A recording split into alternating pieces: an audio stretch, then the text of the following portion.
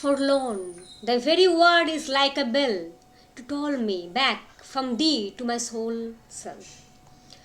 So the word that was the last word of the previous stanza. She stood in tears and the alien corn, the same that of times hath charmed magic casements opening in the foam of perilous seas in fairyland forlorn. The very last word of the previous stanza, stanza number 7, is introduced in the in the first word of this stanza, stanza 8. So we are here with the last stanza of the poem Ode to Nightingale by John Keats. Welcome to my channel English Literature, and let's start. So in his stanza 7, the poet speaking about the impact of the Song of Nightingale and its continuity and its immortality.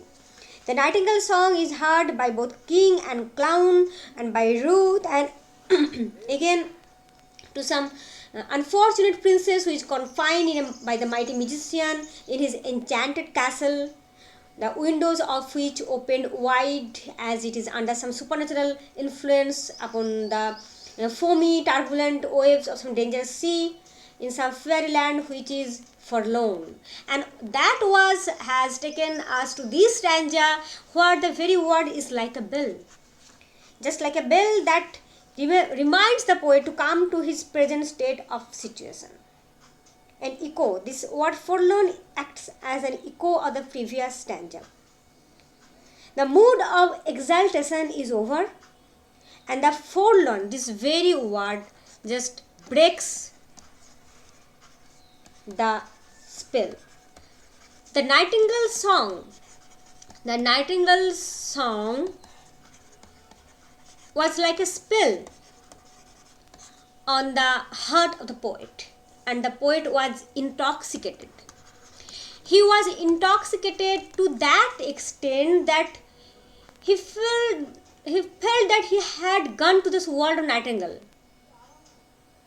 But now that word forlorn reminds him that it is not possible. It is a deceiving thought. He cannot go there.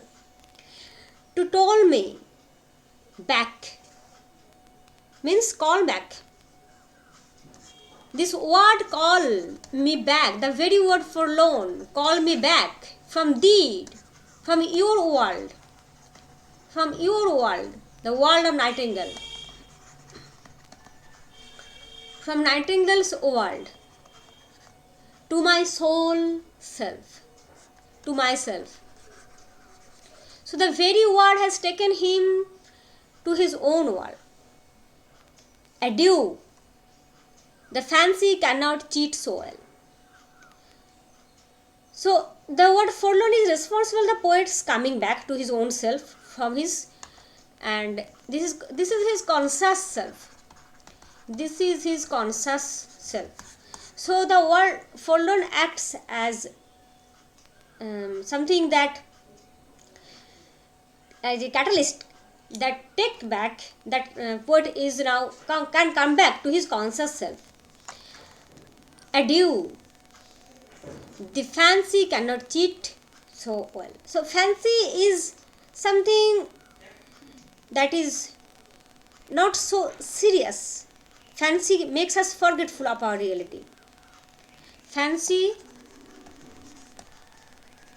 makes us forgetful of our reality.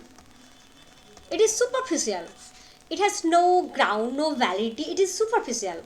Fancy is superficial, and fancy cannot cheat so well. Fancy cannot cheat us. And she is famed to do, as she is famed to do, deceiving elf. Who is deceiving elf? Fancy is termed as deceiving elf.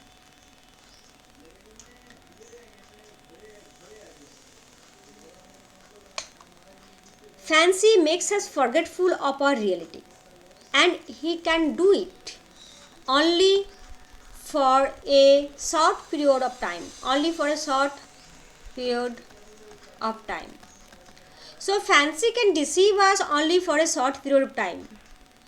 Keeps us forgetful from our real life, not forever. That's why it is called deceiving elf. as it cannot deceive us from our reality for a long time, just for some time. So it is famed as deceiving L. It is known as deceiving L. It cannot induce a permanent forgetfulness. Fancy cannot induce a permanent forgetfulness of beta reality. Fancy cannot induce a permanent forgetfulness of beta reality. So that's why fancy is termed as deceiving L. Adieu, adieu, thy plaintive anthem fades. Sorry. Plaintive. Plaintive means melancholy. Plaintive anthem, song which sounds melancholy. Song which sounds melancholy.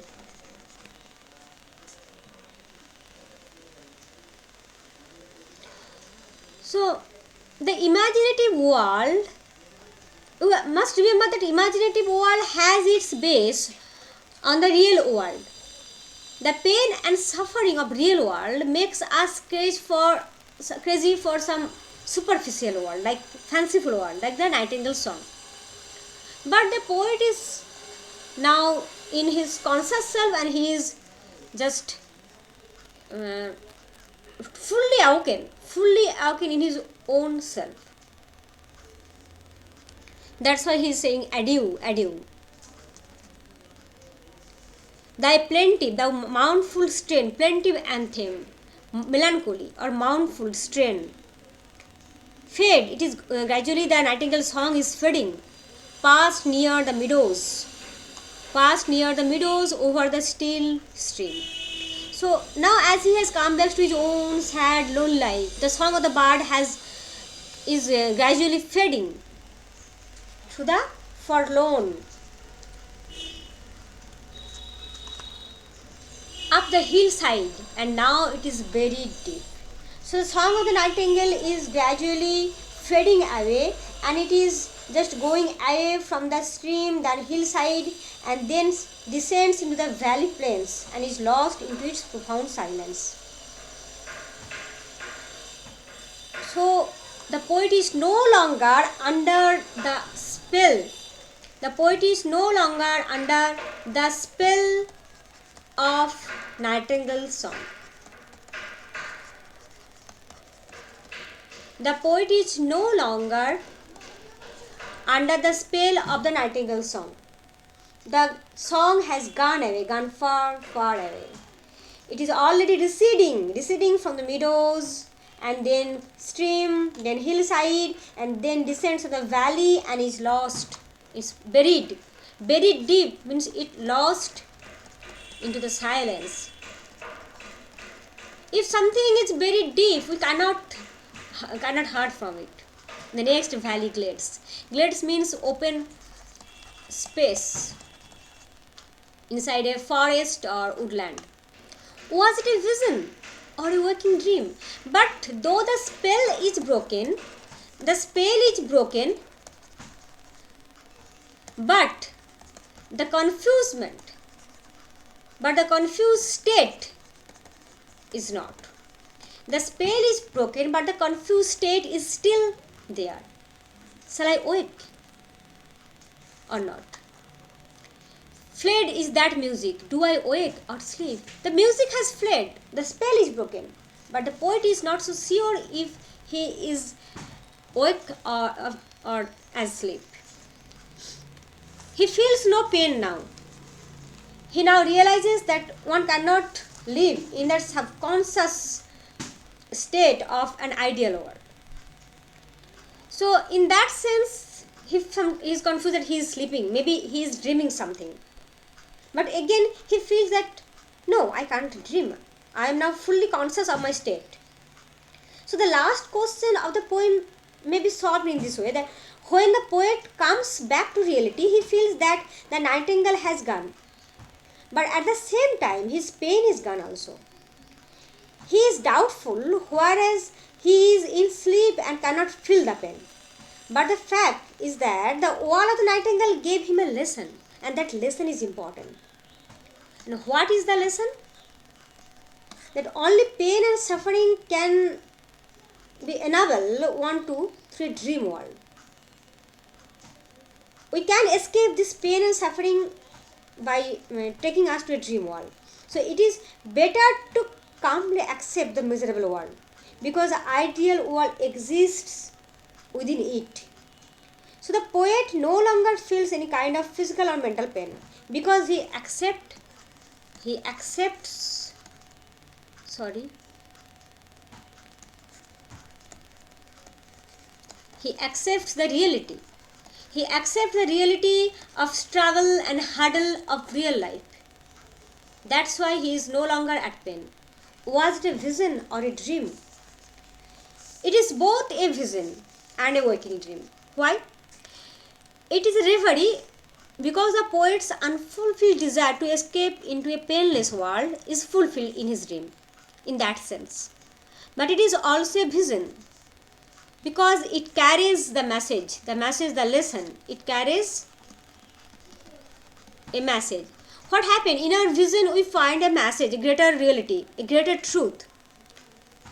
What is the message? The same lesson and message is same here, that the ideal world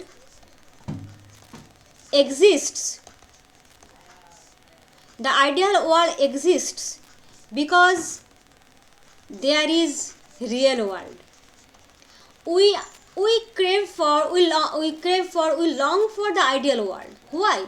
Because there is suffering in the real world.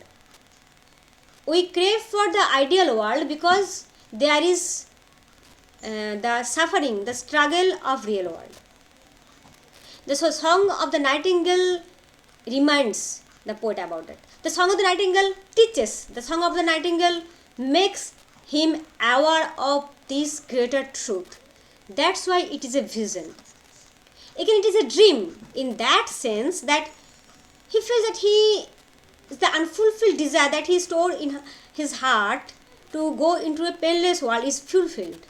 So it may be his dream, that for some time he feels that he has gone to the world of nightingale. So it may be a dream.